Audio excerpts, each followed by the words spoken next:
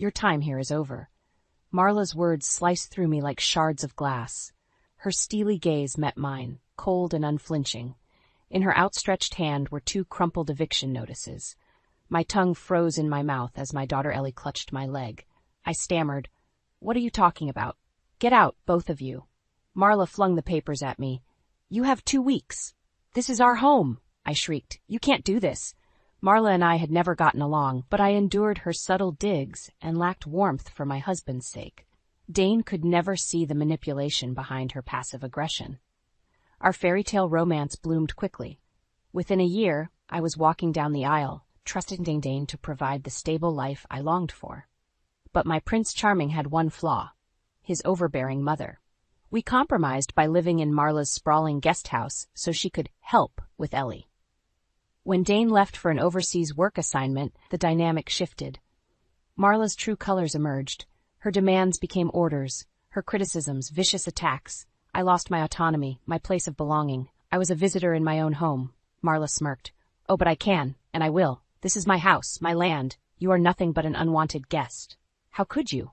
My voice cracked, years of unspoken hurts rising.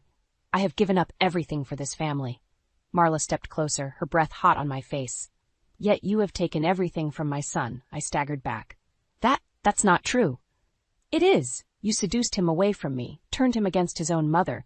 You and your spawn don't belong here." Ellie began to cry, clutching my leg tighter. Rage and helplessness collided within me. "We're staying," I said firmly. "Dane would never allow this. He loves us." Something sinister flashed in Marla's eyes. "We'll see about that." She stormed upstairs, her footsteps booming overhead. I sank to the floor, Ellie curling into my lap. My mind raced over Marla's sudden cruelty. Had I missed signs over the years? Were there clues that she loathed my very existence? I thought of the snide comments, manipulative guilt trips, and undermining of my parenting. Yes, the clues were there all along. I just didn't let myself see them, blinded by hope and trust. The next morning, I awoke determined to stop Marla's scheme. With Dane overseas for 6 more months, I had to protect this household myself. As Ellie slept, I walked to the main house under the gray dawn light. I typed in the key code with trembling fingers. A red light flashed. Access denied. She changed the locks. I rushed to the garage side door. Locked. The back door, too. She had locked me out overnight, like a stray dog. Panicked, I ran to the front gate and dialed Dane's number. All I got was an automated message saying he was unavailable. Again and again I called. Nothing. The truth seeped in like ice through my veins. Marla had planned this meticulously. She had severed my connections, ensuring her actions went undeterred. I was utterly alone, my cries falling upon deaf ears. As lightning ripped through the bruised black clouds above, the first fat raindrops began to fall. I ran back to the guest house, my thin nightgown soaked and clinging. Ellie was awake now, her frightened eyes searching mine for answers. In them I saw my own helplessness reflected. At that moment, staring into my innocent daughter's eyes, a steely determination stirred within me. I would not let us end up on the streets. Surely there had to be help, someone who could overturn Marla's vicious scheming. I would fight tooth and nail to shield Ellie from harm. As thunder cracked ominously outside, I hugged Ellie tight. No matter what it took, I silently vowed justice would be served. The storm raged all night, sealing Ellie and I inside the guest house. When dawn broke, the locks remained unchanged. Marla had made her stance clear. We were trespassers now. My phone buzzed with a text from her. "Come collect your things. You have 1 hour." Lugging suitcases, Ellie and I hurried through the downpour. Marla stood at the open front door, watching us with narrowed eyes. "My jewelry box?" I asked as she shadowed me from room to room. "Dane's laptop? Not yours to take," she said. I spun around. "You can't just steal our stuff. And you can't just steal my son," she shrieked. "Get what's coming to you and get out." I wanted to slap her. But Ellie's frightened eyes stopped me. We worked in tense silence, Marla's presence suffocating. When I reached for a family photo, Marla snatched it away. "You lost the right to display this when you stole my son from me," she sneered. "I didn't steal Dane," I cried. "We fell in love." "Ha!" She glared at Ellie, cowering behind me. "You schemed to get pregnant and trap him. Admit it." "How dare you?" I spat back. "You are monstrous." Marla stepped closer, eyes ablaze. "Get out before I throw you out myself." My hands trembled, yearning to claw at her. Instead, I grabbed Ellie and the last bags. Marla followed us to the doorway. "If I catch you here again, I'm calling the police," she said. "You disgust me." She slammed the door with finality. The echo reverberated through my bones. "What do we do now, Mommy?" Ellie whimpered. "We'll figure it out, sweetie." I stroked her wet hair, my resolve hardening. There had to be help somewhere. We trudged down the long driveway. The gate clanged shut behind us with deafening finality. I didn't realize where we were heading until we stood at the bus stop. It offered little shelter from the biting rain. An elderly woman peered at us from under her umbrella. "Are you all right, dear?" I wanted to cry and scream. Instead, I said calmly, "We are fine, thank you." I didn't want to burden strangers with my troubles. Surely I could handle this. The bus wheezed to a stop. As we climbed aboard, the driver called, "Hey, no dripping wet people on my bus." I froze. "Please, we have nowhere else." "Rules are rules, lady. Now get off." The doors slammed shut. Ellie whimpered again. My stoic facade cracked. We were drenched and homeless now, all because of Marla's cruelty. We walked for ages, it seemed, my feet blistered in my soggy heels. Ellie's steps slowed. Finally I carried her, my arms burning. The rain softened to a drizzle as we reached the city center. My socks grated with grit. Exhaustion and hunger clawed at me. But I soldiered on, avoiding the judgmental gazes of passerbys. Finally, I sank onto a bus stop bench, Ellie curling up beside me. Shivering and defeated, stranded in this strange, heartless place. Suddenly the bench shook as someone settled heavily next to us. A large, bearded man reeking of booze. I shifted away, shielding Ellie protectively. He leered at me. "Rough night, sweetheart? I can make you feel real nice." He made crude gestures. Revulsion and rage surged within me. In that moment, I hated Marla with every fiber of my being. She had reduced us to this, vulnerable, endangered, adrift. Her vengeance wouldn't just upend my world, but could destroy Ellie's innocence. As the man leaned closer, I hugged my daughter tight. With icy clarity, I knew, if it came down to it, I would kill Marla with my bare hands to protect this precious child. I grabbed Ellie's hand and fled from the leering drunk, his taunts ringing in my ears. My legs shook and tears blurred my vision, but I kept running till the bus stop was out of sight. Gasping for air, I sank onto a bench outside a cafe. Ellie climbed into my lap, her small body quaking with sobs that racked my heart. Why are people being so mean, Mommy?" I stroked her hair, a lump rising in my throat.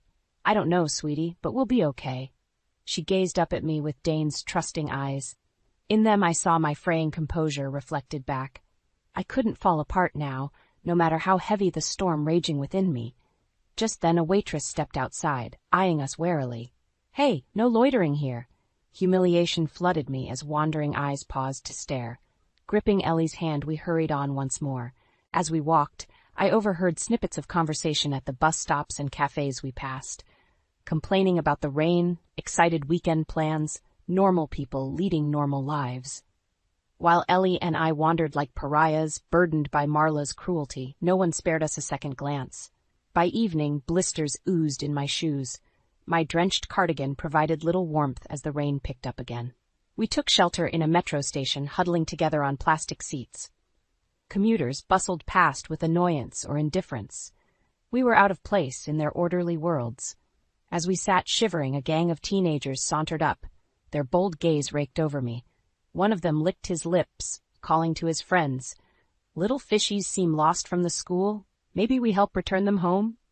They laughed at some vile secret joke. My skin crawled, but I met his eyes unflinchingly.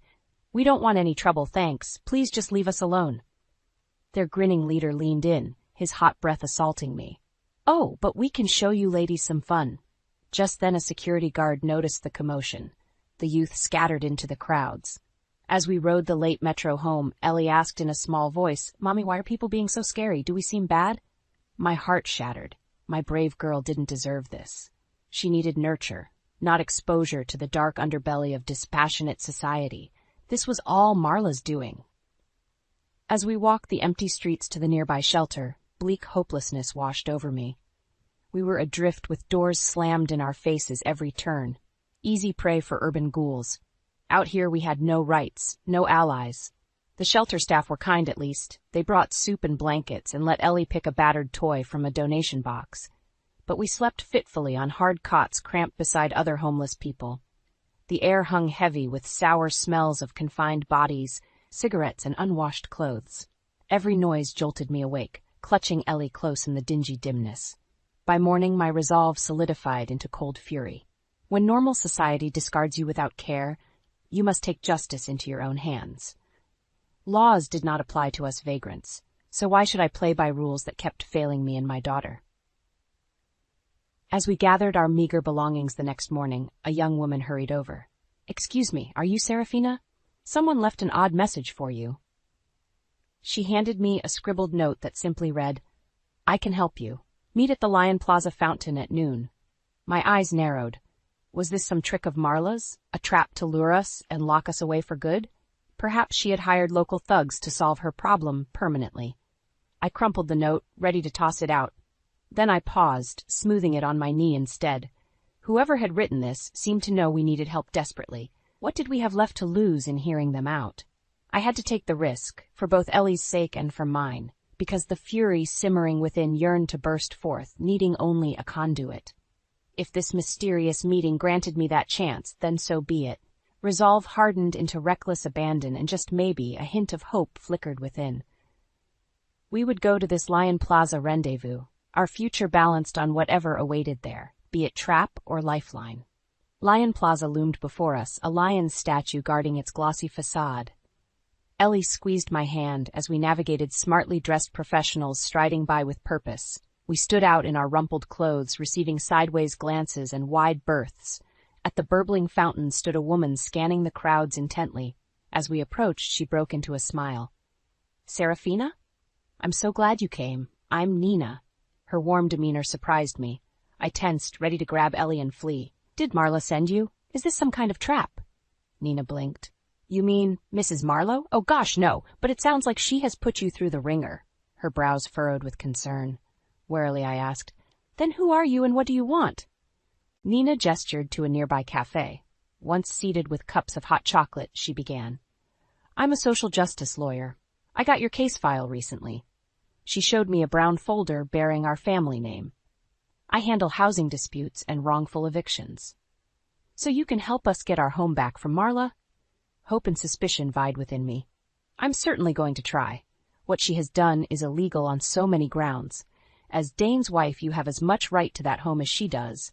I just need some details to build a solid case." Over the next hour, the full story poured out of me. Years of subtle abuse, feeling unwelcome in my own house, Ellie and I cast out and cut off like criminals. Nina's outrage grew. "This is absolutely reprehensible. Don't you worry, I will fight tooth and nail for you. That terrible woman needs a wake-up call. Please let me help you seek justice." Her vehement support felt alien after days of indifference from society. I found myself nodding and placing tentative trust in this fiery stranger. "So what now?" I asked. "Do we have a decent shot against Marla's lawyers?" "More than decent," Nina declared. "I did some digging on Mrs. Marlowe. Did you know she faces federal charges of tax fraud and misuse of pension funds?" I gaped as she showed me printed articles detailing Marla's alleged shady financial activities. "This gives us serious leverage," Nina continued. "I say we force mediation to regain access to your home ASAP, then pursue full financial restitution for these past weeks. Marla owes you big time." My mind reeled, hope and hunger for vengeance tangling within. Nina gripped my hand. "I won't rest until justice is served. That I promise you. Marla picked the wrong girl to mess with this time." Her steely smile mirrored the cold determination crystallizing within me. The lesson was clear. In the face of adversity, the meek acquiesce while the fierce rise up. Gathering my courage and outrage, I would channel them with precision to cut Marla down to size. The days that followed passed in a blur. Nina filed injunctions while I gave statements to investigators regarding Marla's financial fraud. Serving her eviction notices felt deliciously poetic. For the first time I held power while she scrambled for footing. Soon we had a court date where Marla would have to publicly account for wrongful eviction, abuse, and misuse of my husband's assets. The night before I lay awake, playing out confrontation scenarios. Marla's demise became an obsession, lighting my days with purpose. Nina suggested forgiveness may bring me peace. I disagreed. Only seeing Marla stripped of her pride, wealth, and status would satisfy me now. She had awoken a vindictive fury that would only be quelled by her absolute ruin. My dreams held no mercy either, featuring Marla begging on bare knees for pardon I would not grant. I wanted it in writing that she renounced all rights to our family. I longed to grind her face into the dirt, emotionally, financially, existentially. She had to fully grasp my suffering. In the golden courtroom light next morning, I cradled Ellie close. My fury awaited its reckoning with bated breath. One way or another, Marla would pay the toll for her cruelty today. Of that I was wholly certain, without shred of doubt or hesitation. Justice would be done, by law or by my own hands if needed. The click of Marla's heels echoed like gunshots through the hushed courtroom. I steadied my nerves as she approached the stand, halting mere feet from me. Her icy glare bore through my skull. The hearing progressed efficiently thanks to Nina's thorough documentation of Marla's misdeeds. As the judge reviewed signed testimonies, Nina leaned over. "The law is on our side, but she's refusing to settle. Get ready, she wants blood." When Marla took the stand, her voice filled the room. "These allegations are preposterous. I devoted my life to my son. Then this woman seduced him away with an intentional pregnancy." She jabbed a finger viciously in my direction. "They sponged off my home for years before turning my own son against me." The room erupted into objections as she continued spewing venom about my treachery and deceit. The judge pounded his gavel impatiently while my nails carved crescents in my skin.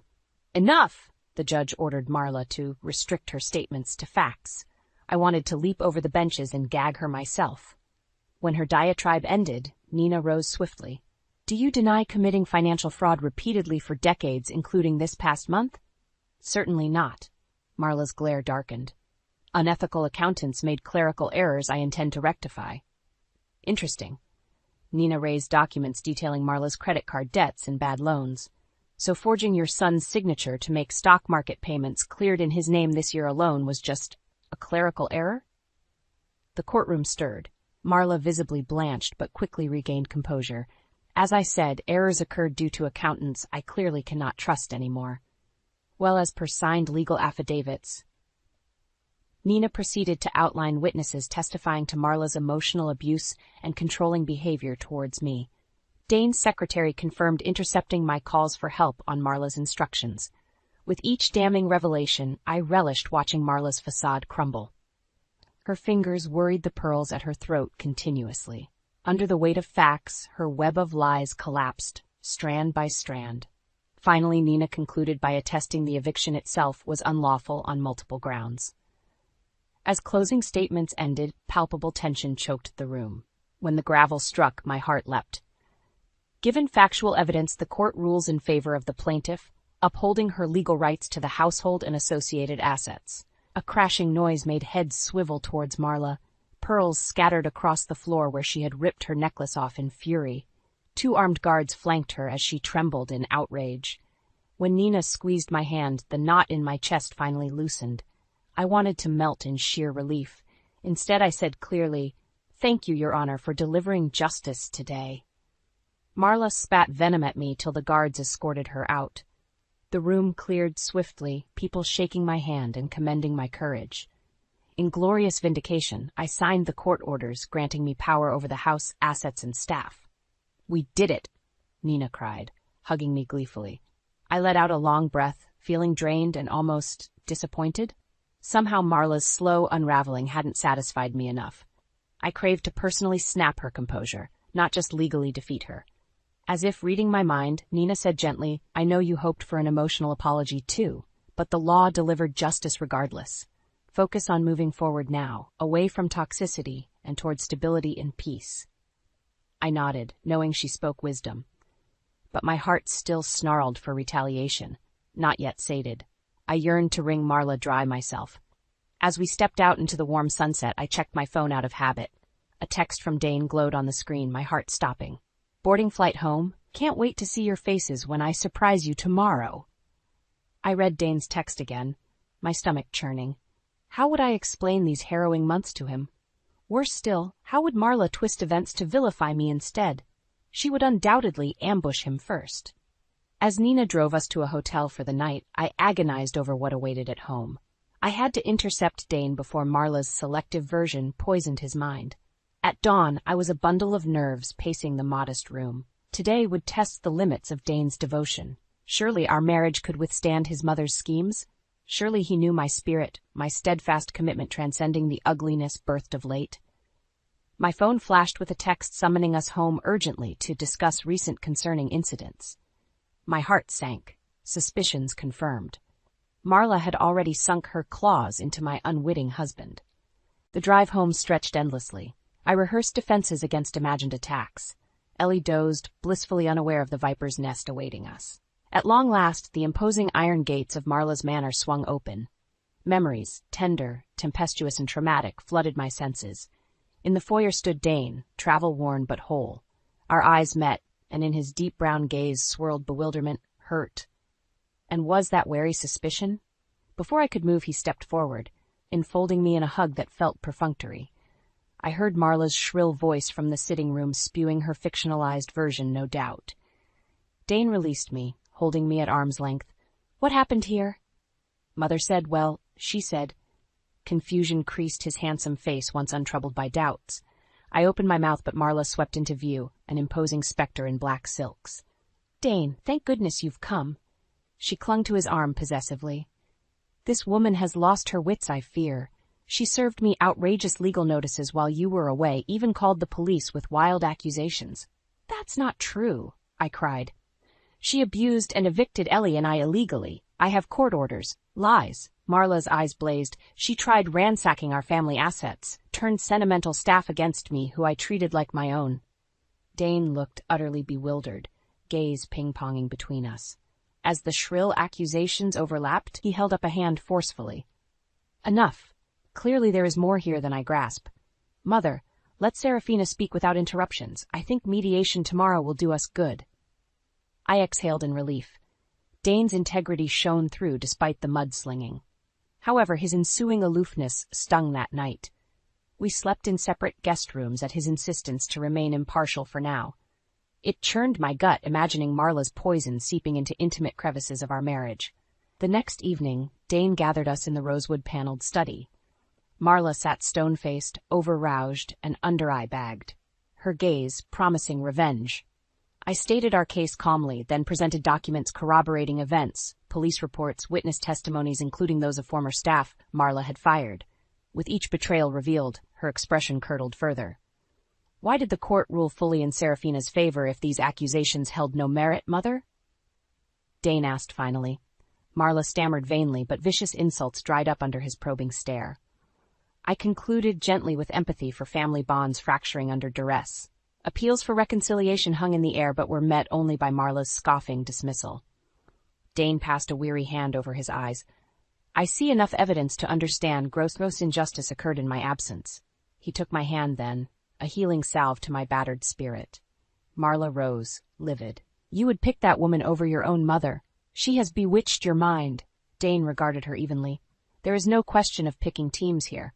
I am simply acting based on facts and principles we all should uphold." His unflinching morality tempered the lingering ache for outright revenge in my heart. Instead, grace took seed there. Our new life bloomed beautifully free of Marla's shadow. Her appeals against the court orders failed repeatedly. With money recovered from her years of financial deceit, I nurtured dreams forlorn in stale air. Ellie thrived with Dane's loving mentorship. 6 peaceful months passed before Detective Morris rang one morning. Marla had overdosed last evening on prescription pills mixed with vodka. Her parting note left no doubt she intended the timing to devastate Dane. One final vengeful scheme from the grave. Dane wept over her portrait. I shed no tears, feeling only the relief of knowing her lifelong efforts to destroy our happiness had ultimately destroyed her instead.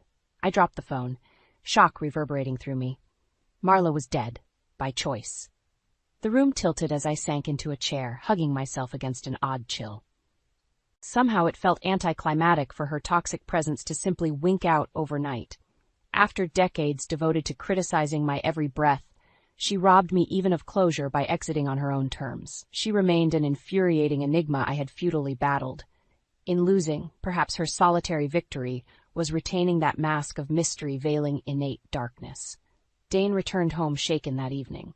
Police had discovered litters of alcohol stashed under Marla's bed, despite her abstinence pledges to us over the years. Her unsent letters unleashed vitriol, blaming me entirely for her miserable isolation. Even beyond the grave, she spewed blame on her chosen scapegoat. I should have felt fury or frustration. Instead, profound sadness for squandered generosity washed over me. Despite Marla's efforts to eclipse my spirit, she had only eclipsed her own. Weeks passed in a daze helping Dane handle her estate. I had worried her death may drive an irreparable wedge of grief between us, but it brought epiphanies that tightened our bond instead. Dane examined bank activity, exposing Marla had embezzled vast sums from family ventures for years. She had deceived him down to exact dollar amounts on trust fund statements. Her betrayal ran bone deep, though he had forgiven and indulged her lifetime. I knew that pain intimately myself, of realizing your place and worth in a loved one's life was but mirage and illusion. No matter how selflessly or wholeheartedly you gave, it faded to nothing through twisted lenses of selfishness. Maybe that's why Dane and I grew closer after her passing. We finally recognized each other as kindred spirits equally scarred. Our solace emerged in long overdue honesty. With Marla's death, the burden of unrealized expectations lifted too. I observed changes in Dane. Steadfast gentleness gave way to playfulness and open affection.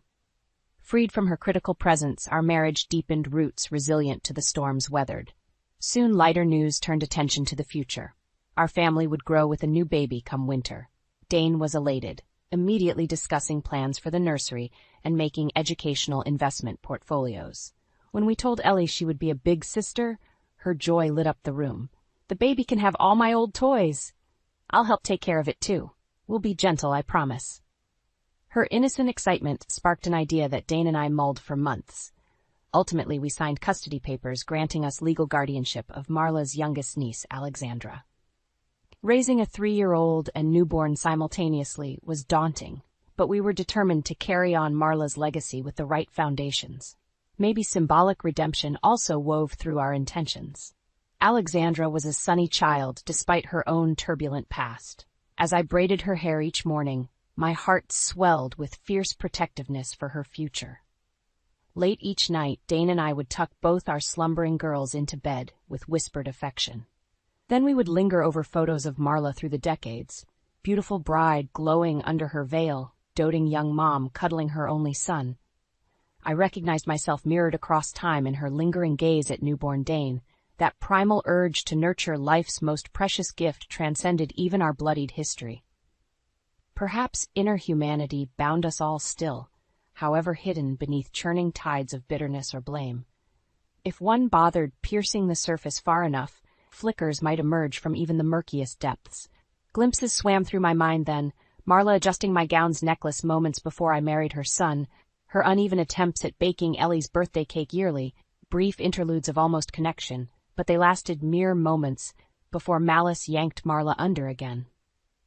And so our turbulent dance endured years, never fully losing rhythm.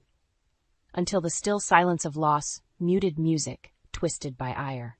In peaceful twilight glow now I contemplated her portrait displayed in honor.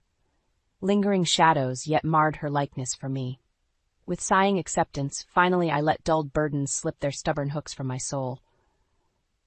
Tomorrow's dawn felt a shade brighter already. I awoke before dawn, pulled from sleep by an unfamiliar pang.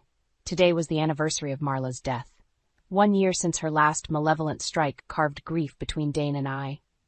Yet looking back, times darkened had ushered in relating with newfound richness.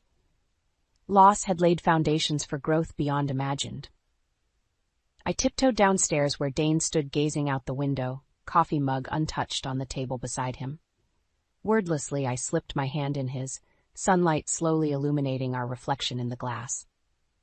I was dreaming about her last trips to the galleries with me, Dane said softly. She taught me to cultivate an eye for brushstroke textures. We would debate interpretations for hours. I listened silently, no longer bristling when Marla inhabited his musings. The past year had taught me compassion for pains born of love's complexity. Dane turned suddenly, urgency in his voice. I apologize for being unavailable when you both needed me most. It gutted me realizing how she failed you so selfishly. I squeezed his hand, our solace flowing freely sans pride's restraints. You kept faith despite every odd. What we endured revealed who truly had eyes to see our essence. Dane revealed he had permanently closed Marla's embezzling accounts, redirecting funds to trust funds for Alexandra and our sons. I should have managed her crooked finances more astutely myself, he admitted. Now the future will know rectitude. As we spoke, a fresh vista emerged, one with crystal air granting clear sight to veil-piercing eyes. A transformed topography of vulnerability bridging distances isolating. The day passed peacefully, the house filled with Alexandra's giggles as Ellie inducted her new doll. By evening, solemnity veiled Dane's eyes again at Marla's favorite restaurant. Had resentment marred our remembrance despite resolve otherwise? Upon returning, lively chaos greeted us instead. The kids had strewn living room cushions, creating a play fortress. Their ecstatic creativity eddied around Dane and I as we sank down smiling. Weight of unspoken hurts seemed to lift from our shoulders. As I rested my head on his shoulder, Dane said gently, "This spaciousness was unavailable while Mother dominated our psyche and home, but Alexandra embodies openings still possible. Truly, shadows could not fully overwhelm light bold enough. Through youthful resilience, goodness had carved inroads revealing glinting hopes. Over a blaze fireplace, I read a framed Rilke verse newly mounted. Let everything happen to you, beauty and terror, just keep going. No feeling is final." Those timeless lines now evoked Marla rather profoundly. Our interwoven lives testified to the deceased never fully absenting from the living they marked. Through memory's continuous stream, echoes rippled beyond departures defying finality. Emotions distilled over fraught decades swirled continuously between us all still, longing for reconciliation. So I breathed deeply, inviting understanding to settle any lasting resentment. The past's grip had loosened sufficiently by now, surely. I stared at dancing flames like a seer seeking revelation in glowing embers. An urge emerged to voice words never uttered to Marla herself in life. So I whispered into vast eternity beyond, "May you discover the abounding love eluding your reach here, where souls reconvene unfettered." Something like consecration flowed through the quiet room just then. Dane held me closer, this newfound bond a sanctuary mooring us against fitful spirits still roaming the psyche's foggy terrain. Soon, children's bedtime rituals claimed our attention fully. We immersed in goodnight songs and silly rhymes, shielding their dreaming from this date's morning. As both girls drifted asleep, Dane asked, "Do you think she found any sort of peace?" I recognized the search for validation in his eyes, that inner light had breached Marla's darkness somewhere. I touched his cheek, more tenderness than certainty rooting me. That is beyond our judgment now. We walk this terrain relying on our own light instead. Outside, the inky night sky glimmered with stars defying comprehension, yet radiant still. No matter how dense the darkness, luminosity endures, beckoning vision higher. On this truth we could stand firm.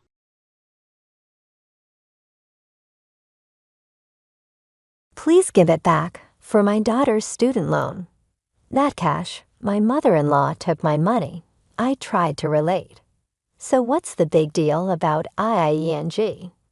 Then when my mother-in-law finally said this, "Anyways, your daughter is ugly, so it doesn't matter how much money you have," I snapped.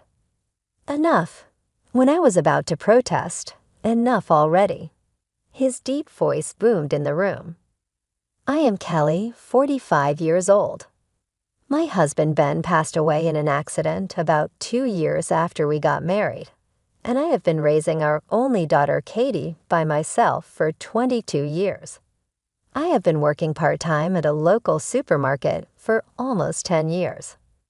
I considered becoming a full-time employee, but it was hard to find a company that would hire me since Katie was often sick when she was young.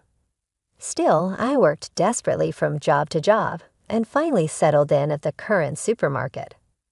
I couldn't even afford my own clothes or cosmetics, and I looked worn out. But seeing Katie smile made it all seem unimportant.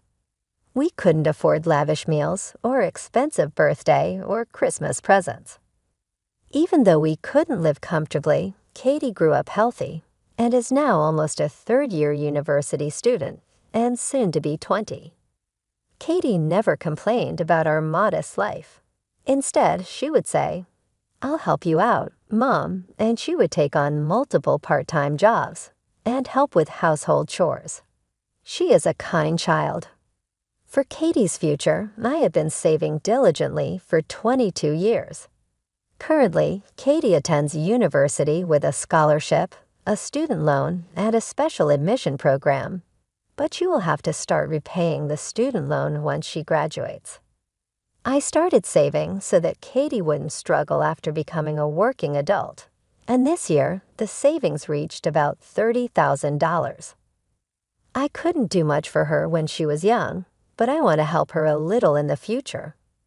That's why I've been saving little by little over time, a precious savings. Even though I am a single mother, I am quite fortunate in my circumstances. Our family lives near my in-laws. My father-in-law adores Katie, the only grandchild and the legacy of his son. While I was at work, he would take care of Katie so she wouldn't feel lonely, and she became very attached to her grandfather. "Kelly, if there's anything, always tell me." "Thank you, always, Father." Thanks to my father-in-law, who always helped us, I have been able to come this far. He contributed more than half of the cost for Katie's Sweet 16. On the other hand, my mother-in-law has always shown little interest in her. Ever since Katie was young, she would say, "I hate noisy children." Apparently, my in-laws had an arranged marriage decided by their parents, and my mother-in-law was not pleased with marrying my father-in-law. "Why do I, a beauty, have to marry such a plain man?" she used to rage. Even after marriage, as a result, my mother-in-law never really adored Katie, nor did she much care for her only son, Ben. Even now, past her 60th birthday, my mother-in-law is only interested in dressing up. Moreover, whenever she met Katie and me, if my father-in-law wasn't looking, she would blurt out, "So plain and ugly for being so young." Since I became worn out from work, it has gotten even worse. Can't buy cosmetics, can't go to the salon. "You're just polishing your ugliness," she would say, making a point to come to my workplace to spit these words. We have been cautious of her and try to keep our distance as much as possible. One day, I glanced at the calendar with a red circle at the end of that month. Yes, it would be Katie's 22nd birthday. Katie has really grown up. Maybe it's time to hand it over. Muttering that, I took the bank check out of the drawer. $30,000 saved diligently over 22 years. I had planned to give this check to Katie when she turned 22. I was looking at the check, thinking she would surely use it for her benefit when suddenly the doorbell rang. I responded and left it on the desk. As I hurriedly opened the front door, I was shocked by the person standing there. "Long time no see, Kelly. How have you been?" "Hello, what are you doing here all of a sudden?" Yes, it was my mother-in-law standing there. She was dressed more flamboyantly than usual and was wearing a lot of jewelry. Had she been somewhere before coming here? Faced with her sudden visit, I couldn't help but be suspicious. It was the first time she had ever visited our house alone. Usually, just showing her face accompanied by my father-in-law once in a while. It was indeed surprising that she came alone all of a sudden. "You won't even let your respectful mother-in-law in when I come to visit. Make some coffee, please." With that, she half forced her way into the house and strode toward the living room. I remembered the check I had left on the desk and hurried to stop her. "Wait, please. What brings you here so suddenly? At least tell me what you need first." "Oh, that's right, Kelly. Where is the money for Katie's birthday party?" "What? The birthday party money? Wait, please." Despite my attempt to stop her, she entered the living room. Then she noticed the check and said, "What's this?" and picked it up without permission. Please wait, don't just look at it like that. As I tried to snatch it from her, she looked clearly annoyed. It's your fault for leaving it out here. And that amount of savings is too much for just a birthday party, isn't it? Are you pretending to be poor while hoarding money? She glared at me accusingly. It's outrageous to force your way into someone's home like this. And this money is the savings for Katie's student loan repayment. Please give it back. I couldn't help but raise my voice emotionally. At that, my mother-in-law's eyes widened. How dare you defy your respectful mother-in-law? Besides, you and your daughter don't need this money. Both of you are ugly, so it's pointless to spend money on you, isn't it? I'll use this money. I've been wanting a ring that costs $330,000. Saying that, she stuffed the check into her bag. I panicked and grabbed her arm. What are you doing? This is a crime. Give it back. Oh, a crime, really? It's just a family matter, so it's not a crime. More importantly, let go of my arm. She then yelled toward the window. Ouch, it hurts. Kelly, this is abuse. Somebody help. Startled by her screams, I let go of her arm. I had grabbed her, but I hadn't applied enough force to cause pain. My mother-in-law smirked. Remember this. If you defy me again, I'll scream like that and spread bad rumors about you in the neighborhood. Then Katie and you won't be able to live in this town anymore. I doubt you poor people could afford to move. Oh, and of course, I'll make sure my husband sides with me. If you don't want that, don't go against me. After spitting out those words, she turned on her heel and left the living room.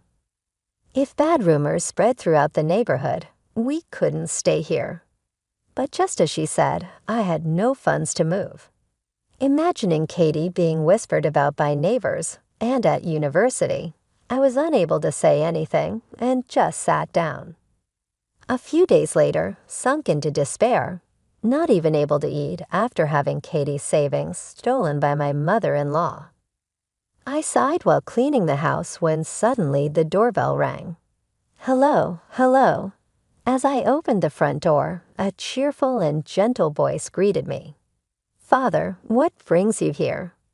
It was my father-in-law who had come to visit. I invited him in and immediately went to prepare some coffee and sweets. No need to trouble yourself. I'm sorry to make you work on your day off, he said with his usual kind smile. No, that's fine. By the way, what brings you here today? After a pause, he slowly said, Kelly, is there something troubling you? Katie came to me worried, saying Mom hasn't been herself lately. If there's anything I can help with, please don't hesitate to tell me. Tears welled up in my eyes as I heard his words. Katie, she was worried about me. However, I couldn't bring myself to tell him that the check had been taken by my mother-in-law. My in-laws have been married for many years. If he knew what happened, it would surely sadden him deeply. It might even tear their marriage apart. As I hesitated, he looked at me intently. Could it be that she is involved in this? Surprised by his words, I looked up. Do you mean my mother-in-law? I asked hesitantly, to which he nodded deeply. She left the other day, saying I'm going to share with Kelly some souvenirs I got from a friend, but it was unusual for her to go alone. I offered to go with her, but she refused stubbornly. I had been suspicious, and then Katie came to me saying, You seem down. Did something happen? It must have been the day my mother-in-law came to take the check. As I remained silent, just looking down, he began to speak earnestly. If you're worried about our marriage, never mind. We're going to divorce soon. I looked up in shock at his words. Divorce? What do you mean? I knew that my mother-in-law had never been happy with her marriage and often threw tantrums. But I had never seen him complain about her, so I thought he was tolerating her behavior because he loved her. The news of their impending divorce was completely unexpected. Actually, she's been having an affair for years now, with a young man working at a nightclub, probably being milked for money. His face held a smile, but I could sense a coldness in his expression. I've hired a detective, and all the evidence is already gathered. I was just waiting for the right time to bring it up. I didn't want to cause a stir before Katie's birthday party. The thought of my mother-in-law having an affair, despite how kindly my father-in-law treated her, left me speechless. As I struggled to respond, he smiled gently at me. So don't worry about us. If something's bothering you, I want you to talk about it. Encouraged by him, I slowly began to speak. Actually, I've been saving for Katie for 22 years, about $330,000. When my mother-in-law came the other day, she took the very check, and when I tried to get it back, she threatened to spread bad rumors in the neighborhood and to you, making it impossible for us to live here. As I spoke, tears flowed from my eyes. All the frustration and sadness I had been holding back came pouring out. Seeing that, he spoke gently. So that's what happened. You've been holding that all by yourself. It must have been hard. I'm truly sorry. How can I even begin to apologize? He apologized deeply, and I shook my head vigorously. Please don't apologize, Grandpa. You haven't done anything. No, let me apologize. It's my fault for letting her do whatever she wants. More importantly, Kelly, would you like to get back at her with me? At that moment, the doorbell rang. I hurried to check the monitor and was shocked by what I saw. There at the front door was none other than my mother-in-law. Hello, what are you doing here?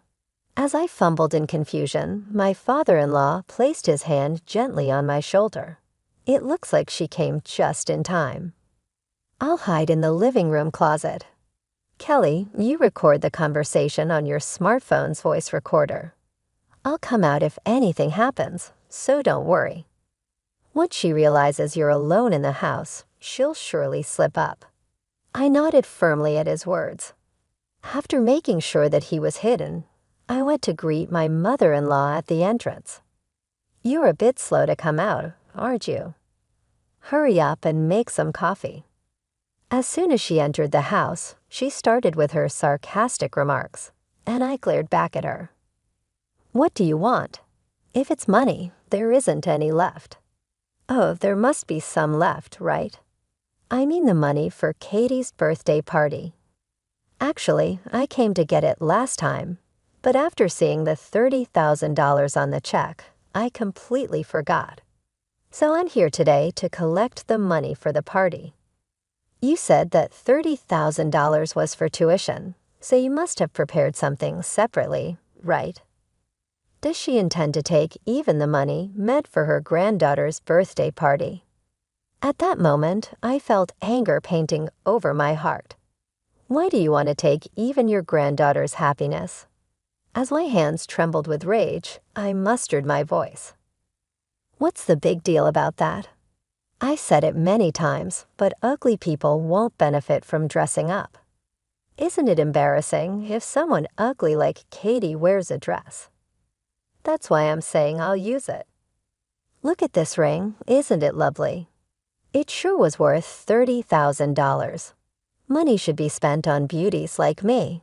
She admired the large gemstone on her finger, looking utterly enchanted at her heartless words. Something inside me snapped. Enough, just as I was about to say something, enough already. His booming low voice shook the room as he burst out of the closet door. Honey, what are you doing in there? Seeing my father-in-law emerging from the closet, my mother-in-law couldn't hide her surprise. Ignoring her, my father-in-law advanced towards her with a fierce look. Do you even understand what you've done? What you have done is criminal. You will not get away with stealing the happiness of your daughter-in-law and granddaughter. His intense presence overwhelmed not only my mother-in-law, but me as well. He is usually such a calm person, and I had never even seen him get angry before, let alone raise his voice. Yet here he was, yelling at my mother-in-law with such emotion. "Kelly, you set me up, didn't you? Complaining to my husband about this? What a coward." She glared at me accusingly. "Enough is enough. I already know about the $30,000 you took from Kelly to buy matching rings." As he shouted, he pointed at the ring on my mother-in-law's finger. "Matching rings? What are you talking about? I have no idea." Clearly flustered, she averted her eyes.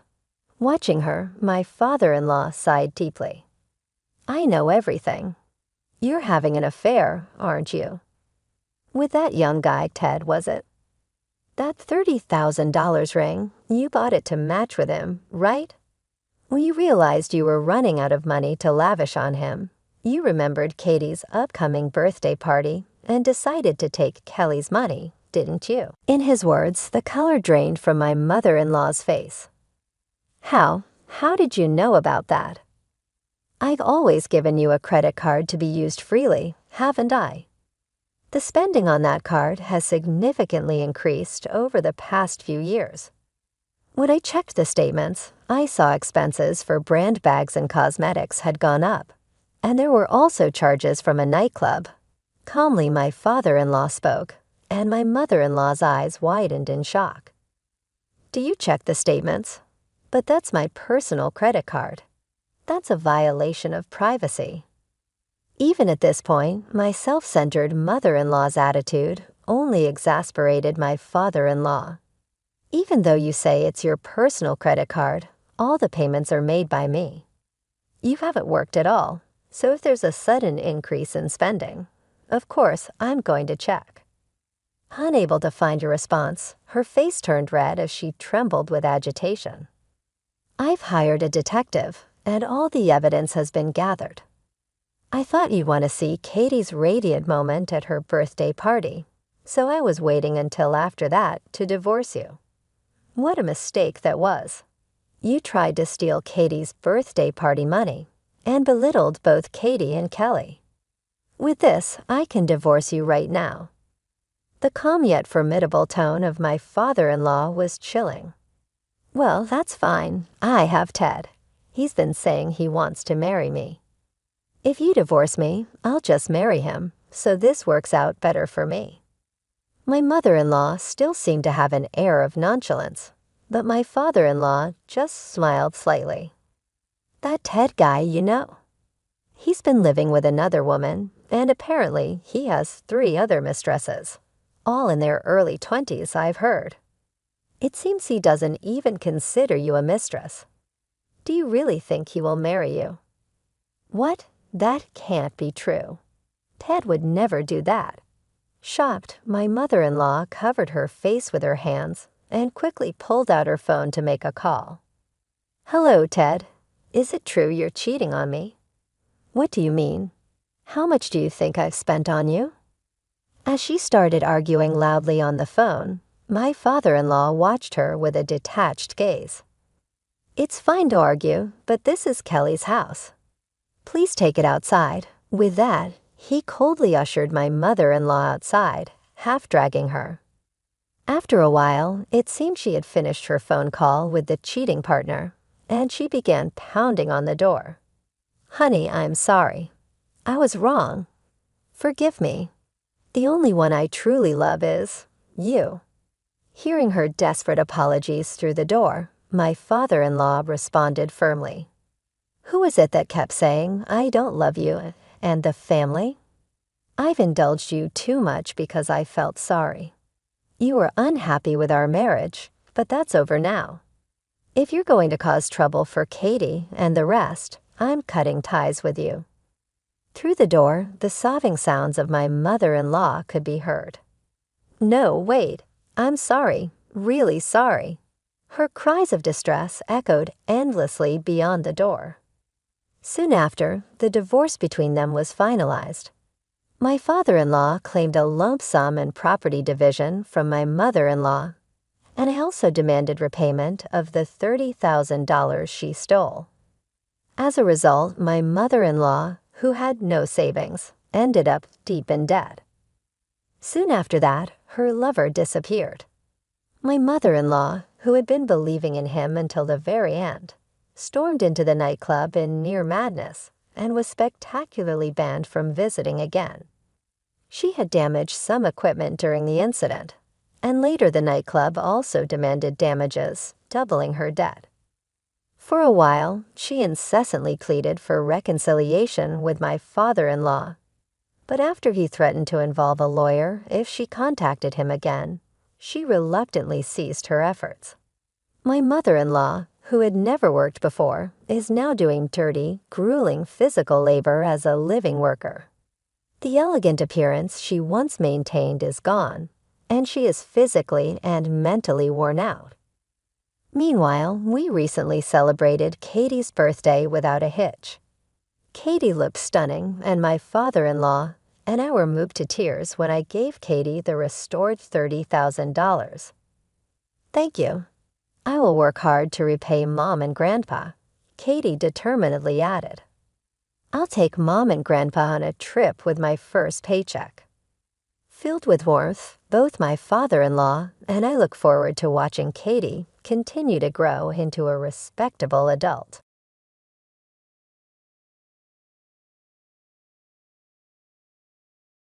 You've inherited over $3 million, right?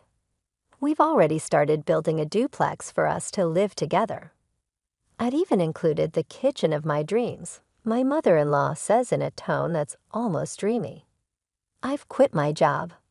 I'm planning to start a business with the inheritance that Ashley has received, my husband announces, looking oddly pleased. Wait a minute. I've told you I haven't received any inheritance yet, right? You've quit your job and you're building a duplex. What's happening? Don't lie. It's clear you've inherited. How about we take a trip before the house gets built? How about Hawaii? My father-in-law chimes in, adding to the growing confusion with my husband and my mother-in-law. What on earth are these people thinking? They want to use the precious inheritance I received from my mother and spend it on whatever they please. Even though I was filled with rage, I didn't know what to do. The story goes back to a few months ago. My name is Ashley.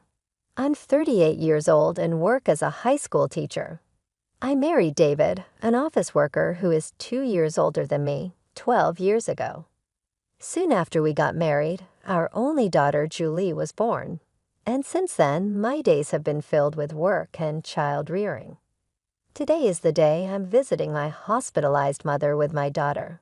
Oh, Grandma, it's been a while. Well, Julie, welcome. My mother, lying in her bed, lovingly strokes Julie's hair. Her hand is noticeably thinner, and her complexion looks poor. Next to my mother's bed stands a middle-aged man wearing glasses and a suit. As I nod towards him, he returns the nod and leaves the room. Mom, who is that man? Just an acquaintance. Don't worry about it. More importantly, Ashley, are you still doing well? And David, is he well? My mother's eyes, a shade close to blue, sparkle softly as she smiles. She met my father, who ran an import-export business overseas, and came to the U.S. as his bride. Raising a child in a foreign country must have been hard, but my mother and father worked together to bring me up. One of the reasons I am able to work as a teacher today is because my mother taught me many things since I was small. I am deeply grateful to my parents, who raised me with love in a wealthy family. After my father passed away a few years ago, my mother, now alone, fell ill and was hospitalized. She transferred the business to a relative, and now she spends her remaining days quietly in the hospital. I'm fine, Mom. Is there anything you need? Just having you and Julie come to see me is more than enough. After having such a conversation and spending a good amount of time talking with my mother, Julie and I headed home. Julie talks to my mother about things that happened at school and the book she has recently read. She's at that tricky age of 10, but our relationship is good. Even if I take away my parental bias, I think she is a bright and honest child who is growing up well. We're home. Oh, welcome back. How's my mother-in-law doing? David asks as he greets us. Mom is as usual. How about you? Your seminar, was it? Oh, I heard some good stuff. Looking forward to the next one. Recently, my husband has been attending seminars on quitting his job and starting a side business. He must want more money, but the company he works for is not top tier. It's not bad, and with my salary, we're doing just fine. I find it distasteful when he is so greedy for money, which I suppose he gets from his parents. Ever since we got married, I've been put off by his parents' excessive stinginess and their habit of begging for small amounts of money whenever we see them. So I've been keeping my distance. They've never given Julie any Christmas gifts. Fortunately, my in-laws live far away, so we don't have to interact much. And my husband does well with household chores, so I guess it's okay. As long as I have my mother, my husband, Julie, and our modest but ordinary life, I'm content. Then one day, I got a call from the hospital. My mother's condition had suddenly worsened, and she was in critical condition. When my family rushed to the hospital, my mother was barely breathing. Mom, Grandma, no. Ashley, I always wanted you to be happy. Cherish Julie more than anything. I love you. In the end, those were my mother's last words. My mother, who raised me with all her heart with my father. My mother, who adored Julie from the bottom of her heart. My mother's face in the coffin was peaceful, and all I could do was cry. Julie was by my side, crying with me. A little while after my mother passed away, an envelope arrived at our house. A law firm. Ashley was perplexed as she opened the envelope from an unfamiliar sender. Inside was a document stating, I have been entrusted with your mother's will, which leaves all of her inheritance to you. Ashley and her mother had never discussed the subject of inheritance before, so she was taken aback. However, since the letter had indeed arrived, she decided to visit the law firm on her own. Hello, I'm the attorney, Ed. The man who appeared was the middle-aged gentleman with glasses who had been present when she had visited her mother in the hospital. You were in my mother's hospital room before. Ashley questioned the man with the familiar face. Yes, we met in the hospital room. Actually, from that time, I was entrusted by your mother. Hearing Ed's kind voice, Ashley found herself on the verge of tears. And then I was shocked beyond belief. 500 million? Yes, Ashley, when your father passed away, you waived your right to the inheritance, so your mother could receive it all. Right. When you add that inheritance to your mother's personal assets, even after deducting taxes, this is the amount. Your mother has named you as the sole heir. My parents had indeed been wealthy, but I hadn't imagined that they had left such an inheritance. I had never asked my parents for money after getting married and avoided the topic of inheritance as it seemed unlucky. Feeling dizzy, I realized this must be an expression of love from my mother. With that thought, I left the procedures to Ed. Your mother cared about you more than anything. She instructed me to assist you if necessary. Please feel free to discuss anything with me. Thank you. I appreciate your help. Ashley bowed her head several times to Ed and left the room. Time passed, and it was around the time of her mother's 49th day memorial service that her husband David began to frequently ask about her mother's inheritance. When they had married, her father was still running his business, so David was vaguely aware that they were wealthy. Each time she asked him to stop talking about it while she was still mourning, he would fall silent, only to suddenly bring up the matter of money after some time. The worst were my in-laws. When they came to my mother's memorial service, my father-in-law said, Ashley, if you are worried about the inheritance, we can help. Hey, we've had our fair share of disputes over inheritance. When unmarried siblings die, inheritance can be complicated. If you're troubled, feel free to talk about it. That's right, rely on us too. Yes.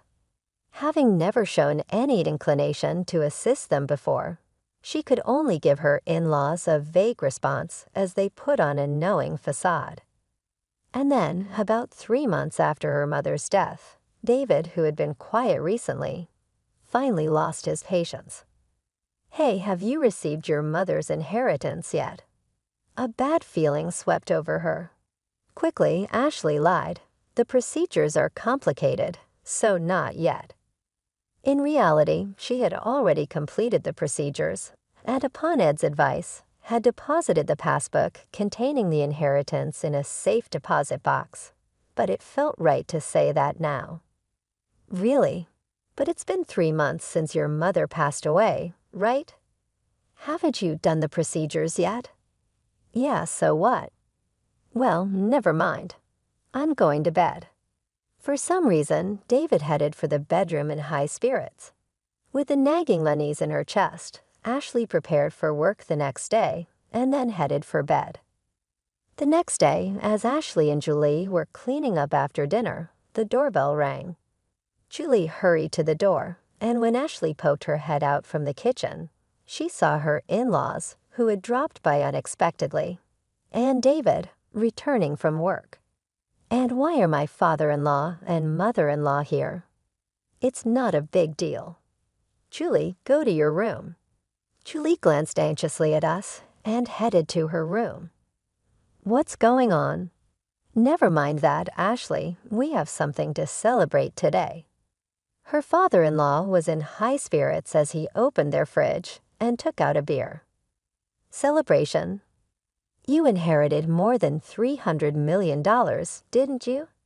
We've already started building a duplex house for us to live together. It even comes with a dreamlike modern kitchen." The one who spoke in the dreamy tone was her mother-in-law. "And what? What are you talking about?" "Ashley, be happy. We've decided to build a duplex house. We used half of our savings and the money that Mom and Dad have put aside for the down payment. The loan is under my name, but you can pay it all at once with your inheritance, right? Give back to the two of them." "What? I quit my job. I decided to start a business using that inheritance you received." David, her husband, looked somehow satisfied as he said these words. "Wait a minute. What are you talking about? I told you I haven't received the inheritance yet, didn't I? And what does quitting your job and a duplex house mean? Don't lie, it's clear you've inherited. How about we go on a trip before the house is built? How about Hawaii?" Amidst the escalating chaos, David and her mother-in-law were getting excited, agreeing with what her father-in-law said. Then David said, laughing scornfully, "You're stingy, Ashley. We've looked into it because you kept saying you hadn't received the inheritance. You can't renounce an inheritance if you don't process it within 3 months. Whether you lied or told the truth about not processing, you still have inherited, right? Considering the scale of my father-in-law's company, there must be more than 300 million, right? We'll be able to live comfortably thanks to them. Thank you, mother-in-law. Be sure to prepare the money for the duplex house as soon as possible and my capital too." Seeing David speak like that made her dizzy. What on earth are these people who want to use my precious inheritance that I received from my mother as they please and indulge in luxury?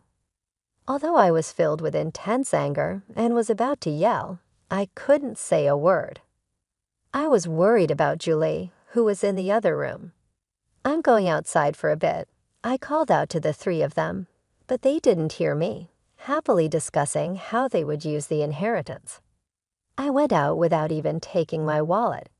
The night wind was cool, and it was then that the tears came. I went to the Hilltop Park, where I used to come with my mother, and I cried, holding back my voice. My anger didn't subside. Feeling frustrated and worn out from being exploited like that, my emotions were a mess. But she couldn't just say she wanted a divorce. They still had their child, Julie. Her mother's words, "Take care of Julie above all else," came back to her, and tears spilled again. Suddenly, someone spoke to her. Surprised, she opened her eyes, and the person began to speak softly. 3 days later, she called her husband and in-laws to a restaurant with private rooms. "So you finally came back home after that day. Did you withdraw the money?" Ashley's in-law asked. "You shouldn't leave home without telling your husband," another chimed in. Ignoring their words, she took out a document. It was a divorce notice already filled out. "David, I want a divorce." "What? What are you saying?" Her husband looked panicked, and her in-laws glanced at each other. "I can't go on with you anymore," she said. "What are you saying?" David's face turned red as he lashed out. "You're leaving us after receiving the inheritance. You changed because you got the money, you miser." Ashley snapped back. "Ever since I inherited my mother's estate, you've been out of control. Quitting jobs to start a business, deciding to live with in-laws without even asking, taking out my savings to build a 2-family home, and then planning a trip to Hawaii. Who is the one who changed when the money came in? I can't possibly stay with such people." "Wait, you can't just divorce me like that," David protested. "That's right. Our savings after marriage are shared property. Half of the inheritance belongs to David, no matter what," one of the in-laws added. "That's correct. If it comes to that, we will take $300 million with us," the other in-law agreed. David and my in-laws were foaming at the mouth as they approached me. Just as I was about to respond, the door to the private room slid open. Dad, Grandpa, and Grandma should know better. "The inheritance Mom received doesn't become shared property, right, Mr. Ed?" There stood my daughter, Julie, and attorney Ed. "Julie, and who are you?" David asked. "I'm attorney Ed. Ashley's mother entrusted me with this matter, and I've been advising Ashley," Ed replied. As Ed bowed, David seemed flustered. "That's all well and good, but wait, the inheritance doesn't become shared property." "That's correct. Inherited property from a deceased parent does not become shared property, nor is it subject to division of property." "What? You've got to be kidding me. Is this a mistake?" "That can't be." David and my in-laws were taken aback. It seemed they really thought the inheritance I received would become their property. "In that case, it's even more reason not to divorce. I'll cling to you no matter what," my husband, with bloodshot eyes, shouted out without any regard. "Stop it already," Julie interjected. She continued calmly, "Since Mom suggested divorce, no, since Mom inherited the estate. Has Dad ever thought about Mom once? Grandpa and Grandma only ever talk about money. They never once mentioned me. I can't consider such people as family." David and my in-laws were taken aback. The day I was crying about my inheritance, Julie was the one who spoke up. Julie came running after me and told me, "Dad, Grandpa, and Grandma are too much, trying to take Grandma's legacy for themselves. Mom, I'm on your side. Let's fight this together." With those words, I made up my mind, contacted Ed, and arranged this meeting. "Julie, it's not like that. Dad wants you to be happy," David tried to explain. "That's right, Julie dear. You'd be happier living with us, wouldn't you?" Her grandmother added. "That's right. A child shouldn't interfere," the grandfather insisted. My desperate husband and still assertive in-laws faced Julie, who, with an exasperated look, said, "I'm going with Mom. I can't bear to be with you anymore." Julie looked away. "Anyway, we've made up our minds. Julie and I will be leaving." As I said this calmly, David got angry. "Hey, I've never cheated, and you can't force a divorce. I'll hire a lawyer. We'll get that money one way or another. If that's the case, I will take care of it from here, Ed spoke quietly. The issue here is whether there are grave reasons for not continuing the marriage, quitting his job, using the household savings without permission, deciding to live together, and Julie saying she can't bear it. There are various points we can argue. Moreover, your daughter recorded the sound of all of you begging for Ashley's inheritance. That should also serve as evidence. Damn it, David slumped, and my in-laws turned pale. After seeing that, Julie and I left the restaurant. A year later, thanks to Ed's efforts, my divorce with David was finalized. Julie and I moved into the house my mother had lived in, but there were several times when we received letters saying, "I love you, come back," and David was seen loitering near Julie's school. So we asked Ed to apply for a restraining order. After that, it was quiet. According to rumors, they actually did build a two-family home. My already retired in-laws had to work in a factory, and although David looked for work, he couldn't find any and is now doing manual labor. I heard from the neighbors that there were constant arguments in the new two-family house. Because of their troublesome fights, they became disliked by everyone in the neighborhood. Julie and I are still living peacefully, helping each other. A while ago, Julie said, "I want to study abroad in the country where Grandma grew up." So to cut ties completely with my ex-husband, we made up our minds to move overseas. We used a bit of my mother's inheritance, but I'm sure she would be pleased. Now Julie seems to be enjoying school every day, and I've started working as a teacher there. I hope these peaceful days continue.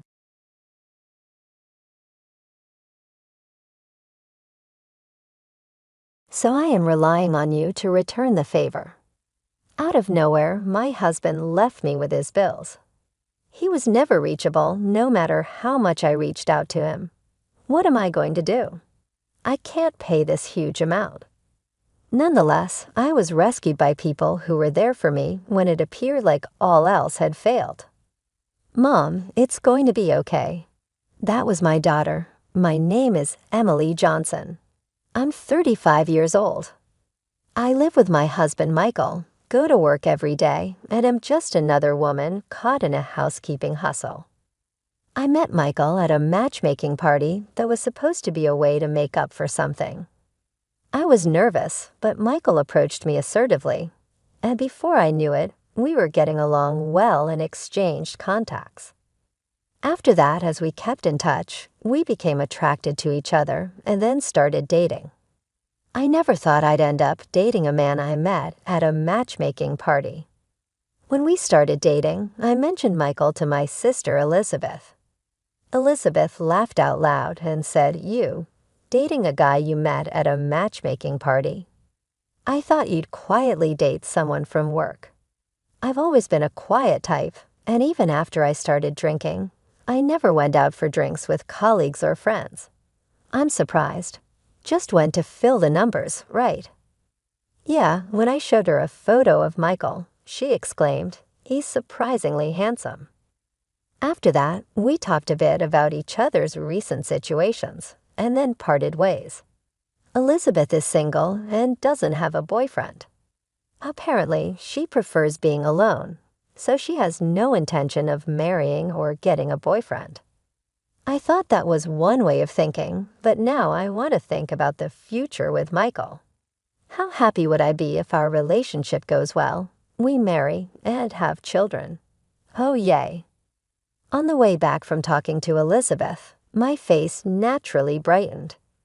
Years later, Michael and I happily got married. I remember bursting into tears when he proposed. We started living in a new apartment. We hadn't lived together before, so being with Michael all day was like a dream. We both worked full-time, so the time we came home varied, but still, we ate together and slept together. We made sure to spend a lot of time together.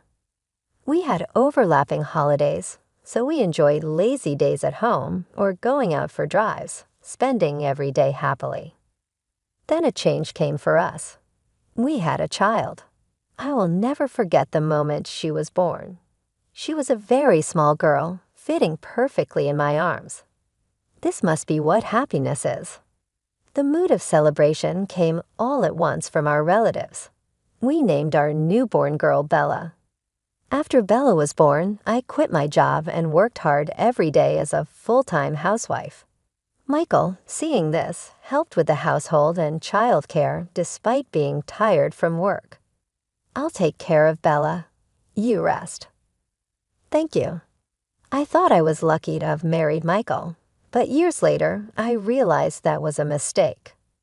A few years after Bella was born, Michael suddenly quit his job. Michael explained to me why he quit his job. Apparently, he couldn't get along with his new boss and was feeling stressed. But I wondered, shouldn't he have discussed it with me first? Sure, if my husband is suffering, quitting is an option, but now we have a family, and we were just getting by on Michael's income. So he could have at least talked to me about it a little.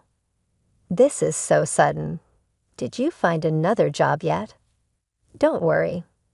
I thought about that. His response was not very reassuring.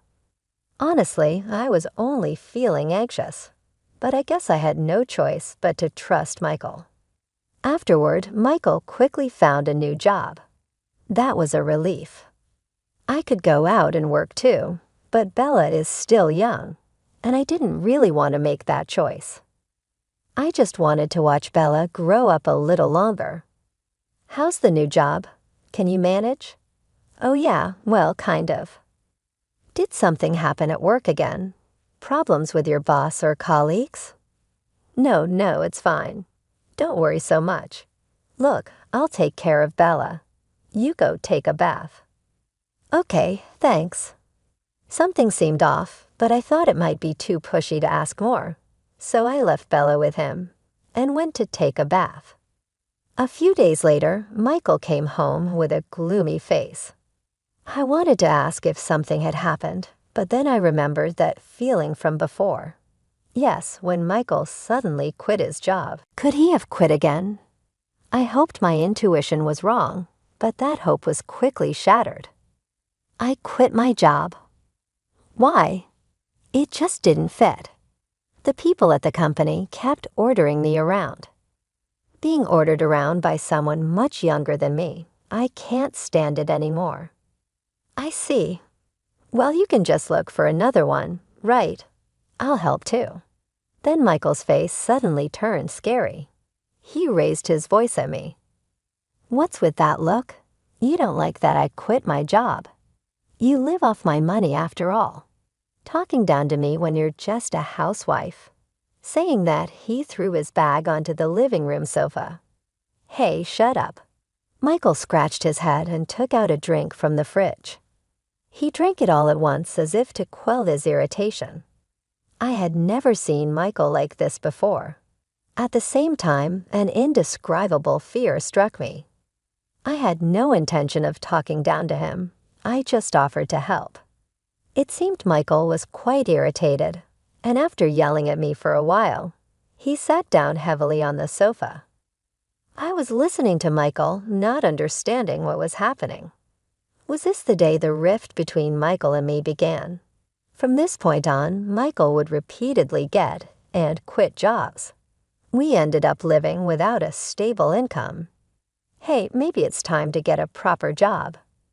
At first, I tried not to nag, thinking of Michael, but things had come to this, and I couldn't help but speak up. "Shut up. You should earn the money then. You're relying too much on me." "But Bella." "I don't care." By this time, Michael had lost interest in Bella, treating her somewhat like a burden. He was genuinely happy when Bella was born, but he seemed like a completely different person now. No matter how much I begged, Michael wouldn't keep a job for long. After much thought, I decided to leave Bella with Elizabeth and start working myself. "I'm sorry for leaving this to you." "No problem at all. Let's have fun together, Bella." "Sure." Bella had just started kindergarten, but I wasn't too worried. Part of it was because she was with Elizabeth, but Bella also seemed mature for her age. She would read newspapers and could even write stories with simple words. She was quiet and seemed wise beyond her years. Initially, I was honestly anxious. Would she be able to make friends? Could she communicate well with others besides me? However, it turned out there was no need for such worries, as she did make friends. As a parent, I felt very relieved. Given these circumstances, I judged it would be fine for me to start working. I got a job fairly easily. Thus, I began working full-time. The salary was quite good. With this, I could support the family even if Michael quit his jobs frequently. It was hard, but my coworkers were all kind, and I could enjoy working every day. A few years after I started working, Michael finally began to take his job seriously. Perhaps he found a workplace where he could settle down. That alone gave me some peace of mind. Simultaneously, I felt that Michael's mood was gradually improving. It was as if he had returned to the Michael I knew when we first got married. He began to show concern for me working full-time, asking, "Are you okay? Aren't you tired?" It was confusing because his personality had changed so much, but I thought maybe having a stable job gave him peace of mind, and I felt a bit relieved. Bella was growing up nice and healthy. By this time, Michael had become kinder to Bella and started playing with her as a father. Bella seemed to enjoy playing with Michael, which was heartwarming to see. However, I was still afraid to quit my job. Thus, I continued to rely on Elizabeth's help. "Bella, is she okay? Doesn't she feel lonely?" "Nope, she's really good." As long as Bella was happy, that was all that mattered to me. I felt relieved and thought I should treat Elizabeth to a meal since I would continue to depend on her. A few more years passed, and Bella became a third grader, going to school happily every day. Our family relationship had improved back to how it used to be. The times when Michael and I were at odds seemed like a distant memory. It was such a smooth period for us as a family. During this time, Michael made a suggestion. Should we consider buying a new car soon? "A new car?" "Yeah, the one we have is okay, but I think it's time. You know, maintenance is getting tough, and there's the smog check coming up soon." Indeed, the car we were currently using was getting pretty old. Every time the smog check came around, the number of fixes seemed to increase, and the repair costs were becoming a concern. Indeed, maybe it's about time. That's right, I thought you'd say that. So look, I got some catalogs. Wow, already. Thank you. I was a bit taken aback that Michael was already set on buying a new car, but we looked through the catalogs together. "Bella, come here. Which car do you want to ride in?" Michael called Bella over, and eventually, the three of us were flipping through the catalogs. However, I had no idea that this action by Michael would lead to a tragedy. A few months later, we finally decided on a car, and it was delivered. It was a brand new car costing over $30,000. The car loan was in my name. Normally, it would be in Michael's name, but his job history was so unstable that I feared he wouldn't pass the credit check. I resolved to work even harder from now on to pay off the loan. I thought Michael felt the same, but my thoughts were completely off the mark. Shockingly, Michael stopped coming home. He disappeared somewhere with the new car. Could Michael have been involved in some incident? While I was confused, I received a call. The caller ID showed it was from Michael. "Hello, Michael. Where are you now?" I was so worried that I raised my voice without thinking. "Hey, don't shout like that." "But you suddenly disappeared, and the car is gone too. I was worried whether you ran away or got involved in some incident." I desperately explained how worried I was about Michael, but Michael laughed off my concerns and revealed shocking news. Actually, I've fallen in love with someone else. I love her more than you. What? What do you mean? Just what I said. I found someone I like more than you. I filed for divorce, so don't bother me anymore. Divorce? This is too sudden. I didn't remember signing any divorce papers, but then I recalled writing them during a fight with Michael once. Signed divorce papers indicate intent to divorce. I regretted writing them in the heat of the moment. Oh, and there's the matter of my debt. Kind of your problem now. Debt. How much? About $600,000. You take care of it, will you? Saying that, Michael hung up. Is this even possible? Was that smile he always showed me all a lie? As I thought this, all strength left me. Mom, are you okay? Bella gently rubbed my back as I sat slumped on the floor. Yeah, I'm fine. Thank you. I said I was fine, but of course I was not. How am I supposed to live now, burdened with such a massive debt? $600,000 is just too much to pay off, and the car payments are in my name too. I quickly started searching for my ATM card. Shelves, cupboards, counter, locker. I searched everywhere I could think of, but it was nowhere to be found. My ATM card was nowhere to be seen. I opened the banking app on my smartphone. The balance was reduced. I had no memory of withdrawing any money. The only person who could have done this was Michael. I couldn't get through to Michael at all. It's no use. I was lost, feeling utterly defeated, but right now I needed to focus on earning money.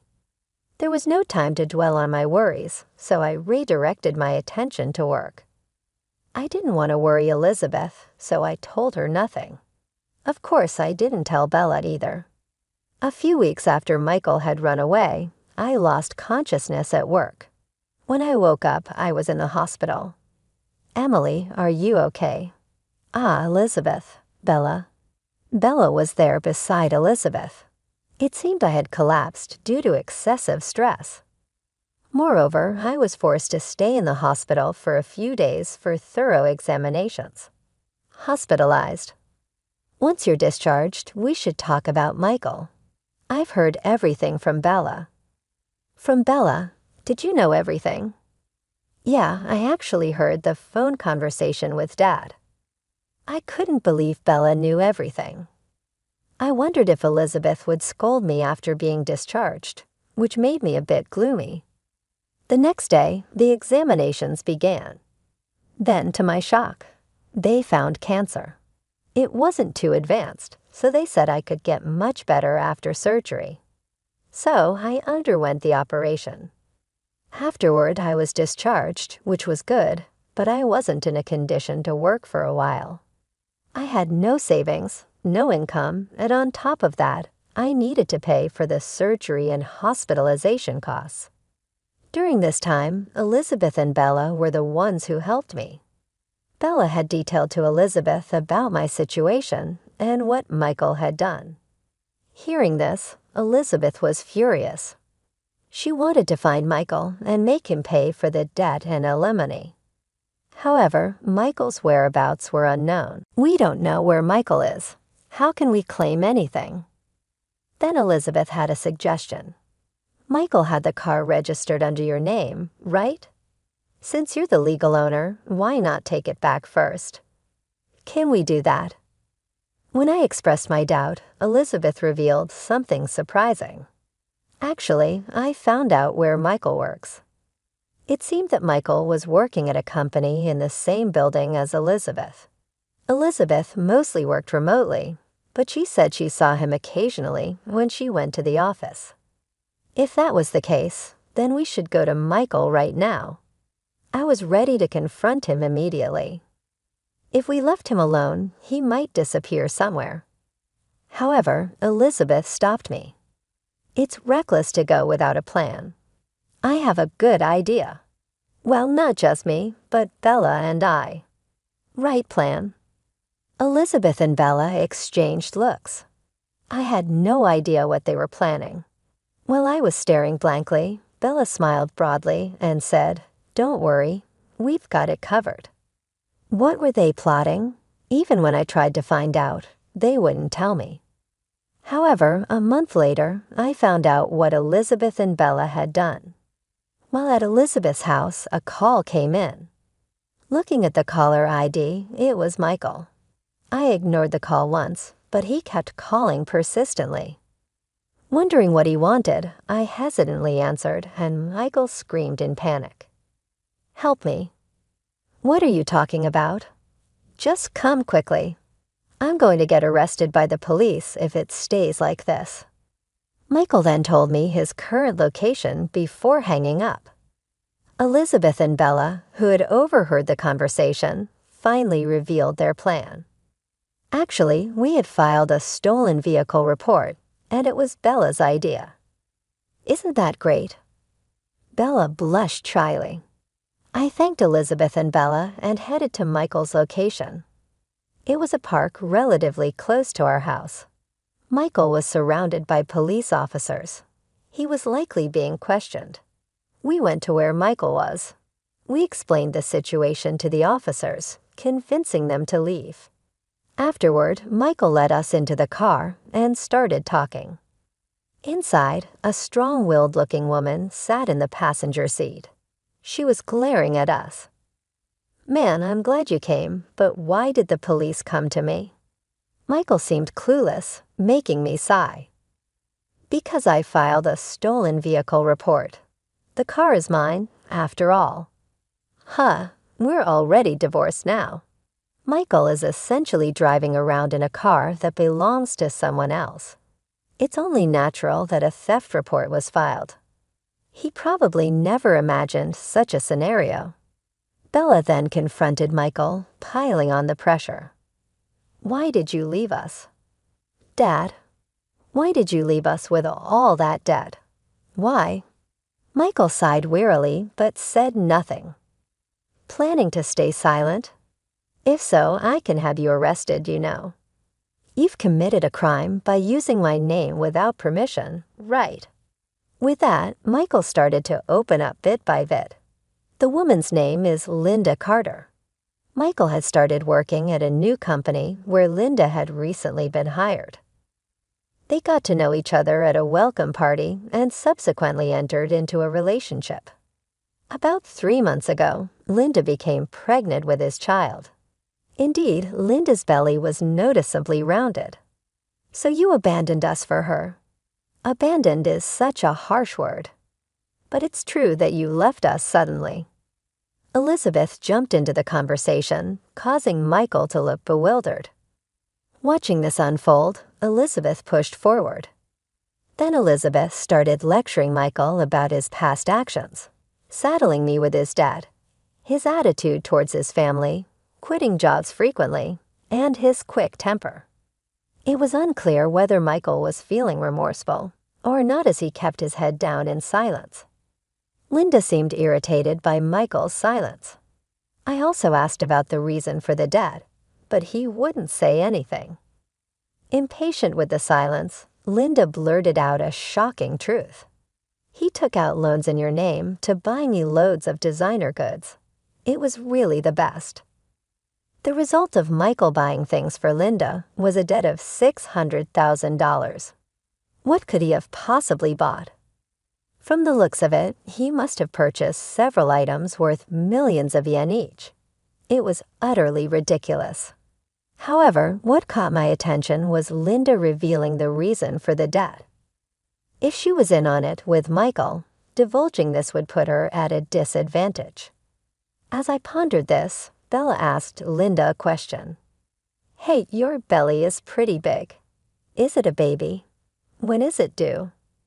"In about 3 more months, I guess." "Due in 3 months? But that doesn't add up. If she got pregnant 3 months ago, there's still a long way to go until the birth." Elizabeth seemed to have thought the same, pressing Linda further. "Is that child really Michael's? It can't be, right?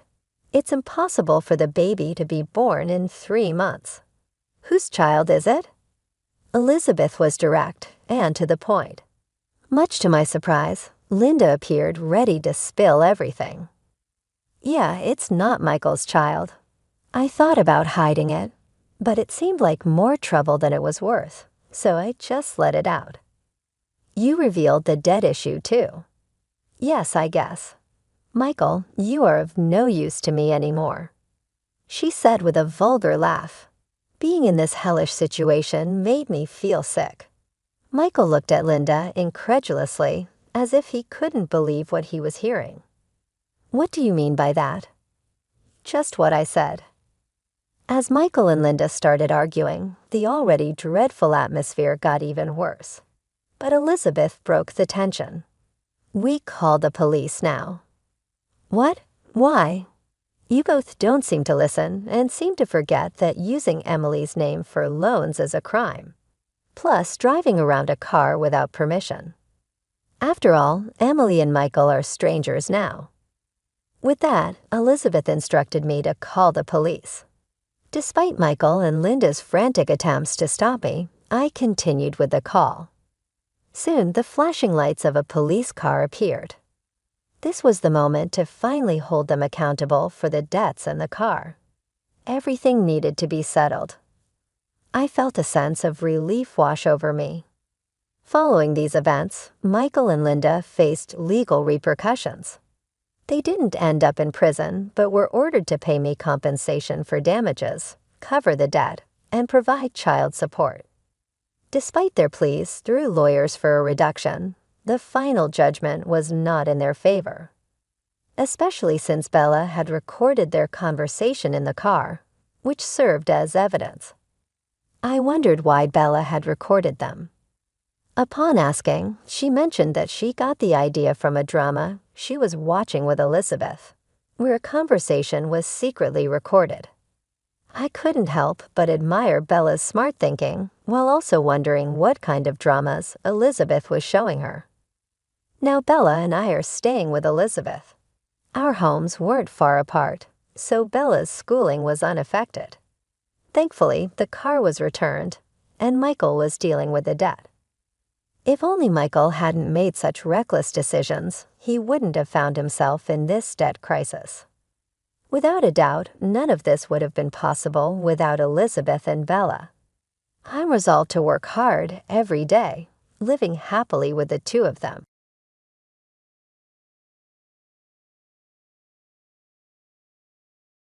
At first glance, being allowed an allowance without even having to lift a finger on the household work may sound like a dream come true. But living in the same house as my mother-in-law Doris can always get a little bit difficult. All of this is occasionally offset as a 34-year-old web designer by Doris' rehearsed sarcasm. My husband Bobby and I have faced many hardships due to us, basically being polar halves of each other when it comes to work ethic around the home. After marrying, I began freelancing, which my previous employer and myself both thought was a good idea. In return, this has served me well by giving me a regular stream of work from the known people, while saving hundreds of hours on daily commuting and plenty more to put into my household chore. In contrast, Doris continues to hold conservative ideas about the division of labor within marriage. A wife should be a homemaker who dedicates herself first and foremost to her family. It returns regularly, this belief she has in herself, you better believe it, that refuses to even begin absorbing the reality of contemporary spousal partnerships. Doris views my freelance work as small potatoes, not contributing in any meaningful way to our home's bottom line. In between my web design work, I do what little household chores are needed around the house too to make it fair and fun, but Doris is unswayed. Her frustration comes from contrasting the way in which I currently balance work and home with her definition of what is more conventional. She probably sees me as some interloper who rained on her family parade, especially since she has grown more reliant upon Bobby after his dad passed away 4 years ago. The family remains under the roof of my mother's son, and now entirely owned by her after his death to a life insurance settlement. Guest post by Randy Aita. Yes, Menford said, if you follow along in this household during a typical day. What tends to be highlighted are the differing ways of living and being that so clearly mark an era alien from one another, get together navigating societal norms with each taking turns at the lead. Our small home is efficiently set up for our little family, making a perfect workspace. Though there is sometimes discord amid the beauty, not everyone appreciates live music. It's also a natural meeting spot for my mother-in-law Doris's friends who've lived in this apartment complex close to 30 years. But the arrival of these old friends had always changed our house, and I often found myself morphing into a hostess, serving coffee with sweets during their visits. Ritually, the gaggle of women will discuss their problems over their daughter-in-laws. Amongst all this, there are moments when I begin to chuckle as they describe their grievances. For instance, they talk about one daughter-in-law who frequently retreats to her parents' home over minor disagreements, spending almost half the year away. They label her as financially reckless, lamenting how this behavior leaves their sons bewildered and has even resulted in debt collectors showing up at their doors. These discussions, which often unfold near my workspace, sometimes take a humorous twist. It's almost as if Doris's friends are in an informal competition to see who has the most troublesome daughter-in-law. Compliments about daughters-in-law are rare in these sessions. However, on the rare occasion that one is praised for managing the household efficiently while working, Doris's reaction is notably sour. She dismisses such efforts with a wave of her hand, reducing my work to merely a side job, even as the room fills with laughter. This blend of humor and critique during these gatherings provides a unique insight into the generational differences in expectations and values regarding family roles, highlighting the ongoing challenges of blending traditional expectations with modern family dynamics. Amid the lively discussions and laughter that fill our living room when my mother-in-law Doris hosts her friends, my job often becomes a topic of scrutiny. Doris loudly questions the value of my work, openly wondering about my earnings. This prompts a shift in the conversation to the spending habits of daughters-in-law, highlighting a sharp contrast between their spending and the traditional belief that a husband's income should primarily support the family. The room bursts into laughter, finding humor in the seemingly outdated notion of such expectations. During these moments, I sometimes find myself overwhelmed by the repetitive stories and the dated views expressed. To cope, I slip on my headphones and focus on my work, trying to ignore the undercurrent of belittlement that seems to target the modern-day daughter-in-law, including myself. One evening at a family dinner, when my husband Bobby suggested purchasing a new car, Doris immediately questioned why he needed my approval for such decisions. Despite Bobby's efforts to explain that we make significant decisions together as a family, Doris insisted that since he was the one with a driver's license, he should have the autonomy to choose any car he likes. Caught in this familial tug-of-war, I tactfully deferred the decision back to him, highlighting the complex dynamics at play where Bobby consistently seeks input from both me and his mother before making major choices. This incident underscored an ongoing dynamic in our family. Raised by parents who valued individual decision-making, Bobby believes in avoiding selfish actions. Conversely, Doris, influenced by the more patriarchal behavior of her late husband, clings to the idea that such independence in decision-making is normal. Whenever Bobby seeks my opinion, it inadvertently stirs Doris's irritation, leading her to accuse me of being overly strict. This recurrent theme in our interaction showcases the tension between traditional and contemporary values in our family life, emphasizing the challenges we face in balancing respect for the past with the realities of present-day partnerships. Struggling to find words in response to the critical remarks often made by my mother-in-law, I've realized it's true that I tend to express my concerns rather than make unilateral decisions. To my dismay, during a recent argument, my husband sided with his mother, blaming my vocal nature for his habit of consulting me before taking any action. Several months into our marriage, it became clear that he rarely stood up for me in front of his mother, and even when we were alone, his apologies and assurances that he prioritized our relationship started to ring hollow. This realization deepened with the incident involving the selection of a new car, which cast a long shadow over our relationship. Initially considerate, my husband ultimately failed to support me in front of his mother, raising serious doubts about our future together. I found myself wishing he would not confuse his indecisiveness for kindness, and hoping that Doris would be more straightforward in her communications. A month later, my husband's new car arrived. The excitement was tangible, and he and Doris were thrilled, inviting me for a celebratory drive. However, the mood quickly soured when the cost of the car, a staggering $300,000, was revealed. I confronted my husband about the financial implications of such an extravagant purchase, only to be met with dismissive responses and suggestions to just take out a loan. Doris jumped to his defense, chiding me for questioning the expense since I had, according to her, given him the freedom to make his own choice. Frustrated, I questioned how we could afford such a luxury, but Doris sharply retorted, "It's not like you pay, so you have no right to complain," feeling utterly unheard and marginalized in discussions that directly affected our shared life.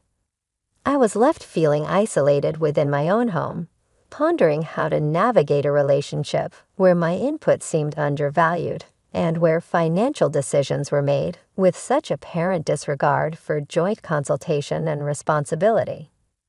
As I tried to assert that I contribute significantly to our family income through my work, my mother-in-law's reaction was unusually harsh.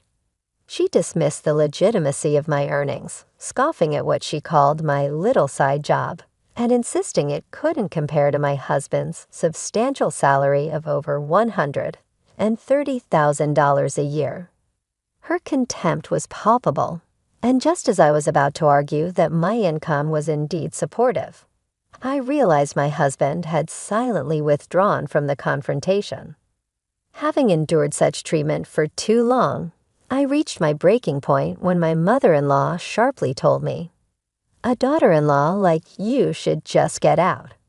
Her words echoed in my mind, not just as an insult, but as a dismissal of all I had put up with. Angered by her words and deeply disappointed by my husband's indifference, I blamed him for our escalating dispute, attributing it to his chronic indecisiveness. Fed up, I firmly stated, "Understood. Then I will leave." I went to my workspace to gather my computer and essentials.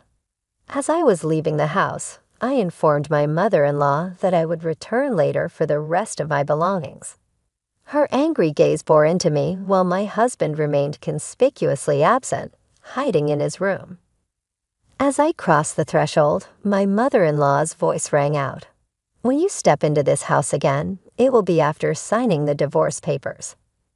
I walked away without responding, stunned by her abrasive words, something I had never experienced before.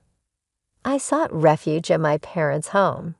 Shaken and unsure, when my mother saw me, she immediately sensed something was wrong and asked what had happened. Struggling to articulate the full extent of the events, I shared my regrets and expressed how much my husband had changed from the man who once deeply cherished me.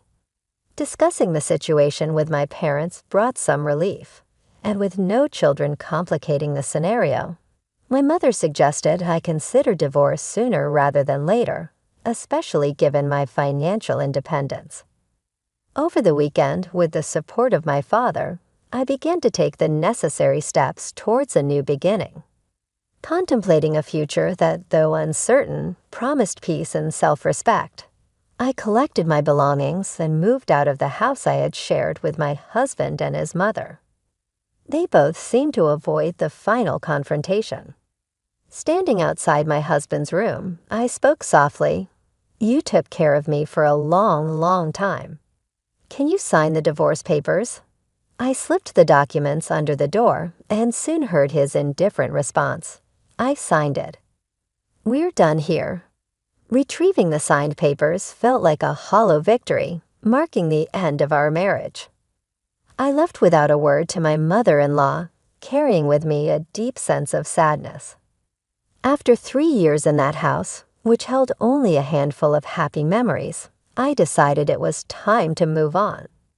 I went straight to the city office to submit the divorce papers, hoping that this formal separation on paper would help simplify the end of this chapter in my life.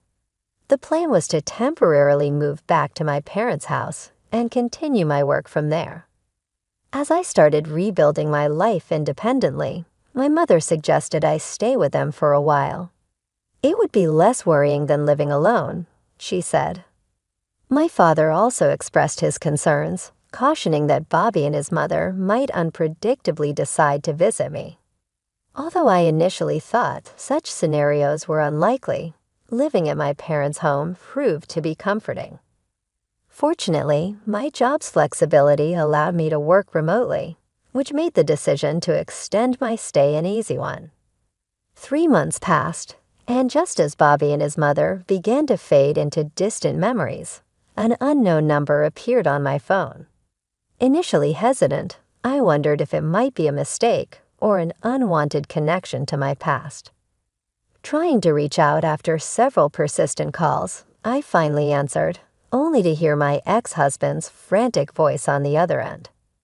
"Why do you answer the phone?" he asked, sounding perplexed. Prepared to end the conversation swiftly, I replied that since there was no reason for us to communicate further, I was going to hang up. However, his next question caught me off guard. "Wait a minute, why isn't my smartphone working?" he inquired. With little interest, I suggested that he should contact the mobile phone company.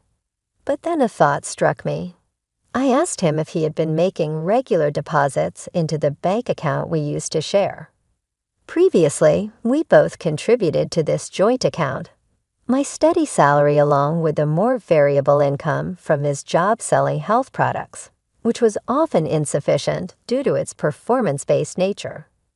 Normally, I topped up the account at the end of each month, but for the last 4 months, only his contributions had been made. It dawned on me that I had left in the middle of the month, and the new car's loan payments might have commenced. My ex-husband fell silent upon this realization.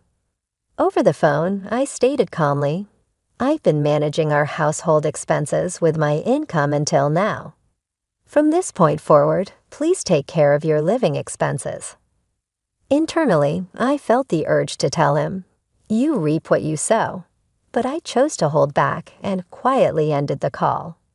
Reflecting on the situation, it occurred to me that my ex-husband had never fully disclosed his actual earnings to his mother. She seemed unaware that our household had been largely supported by my salary post-marriage. Perhaps he was too embarrassed to admit that his wife was the primary earner, despite it being a well-known fact. Basic utilities like electricity and water aren't usually disrupted so easily. This lack of transparency and his avoidance of responsibility highlighted the broader issues that had plagued our relationship. It became clear that mobile phone service was the first luxury to be compromised. One holiday morning, the house intercom buzzed insistently, signaling an issue at the door. My father responded sternly to the visitor, "We don't want to be involved with you anymore. Please leave." Sensing the gravity of the situation, I hurried to the entrance alongside my mother.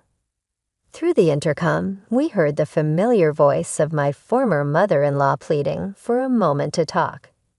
As I faced her, just as my father had predicted, anger was evident on her face.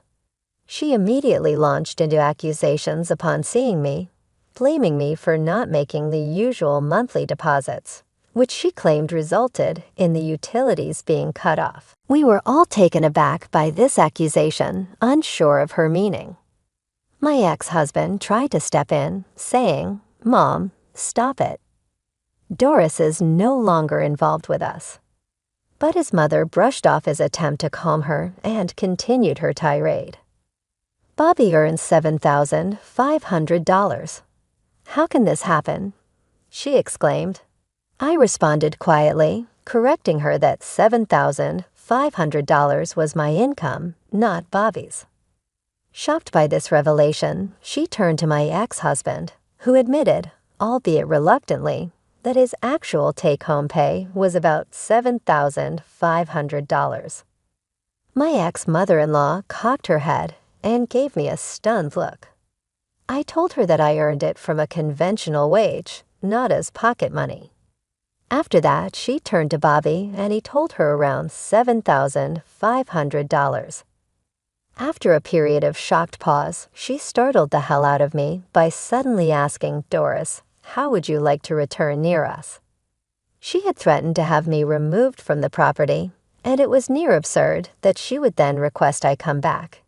And I replied with a solid no, and said we would not be reconciling. It was an important conversation in which our misinterpretations and money misconceptions had snapped the ties of friendship. I said very clearly, we have been separated for years now, so I do not care. Despite this emphatic no, my ex-mother-in-law insisted that the only way to work things out was with me and Bobby getting back together. And after they dawdled a moment longer, in Spanish so as to not alert me of their intent, my father barked at them and ordered that they leave straight away or else he would call the police. They practically ran out in total fright, as my father firmly said never to return back to our home. Thinking back to the meeting, my mother was obviously irate with him, and so was my dad. Wish he wasn't more than she did. I was relieved that we had distanced ourselves from such arseholes. Years later, I stumbled upon word that an aging mutual friend of my ex-husband had experienced some tough times as a fugitive. He had lost his parents' house, with the land they owned, and moved into a modest flat together with her mom. The new and rarely used car was liquidated, and the revenue directed to pay off the other portion of that loan. Still, having paid off his arrears, Chuck once more demonstrated financial carelessness by gambling away his remaining cash. He ultimately disappeared without a trace. My ex had just put his mother in a home due to diagnosed dementia. The good news is I have a successful career and am living on my own. I have recently started dating a colleague who is well aware of my divorce. He is hardworking, not financially dependent on me, or blowing every last cent he makes, the polar opposite to my ex-husband. Now he and I have never talked about marriage, but I feel really secure in this relationship, convinced that if not now, then someday soon the potential is great.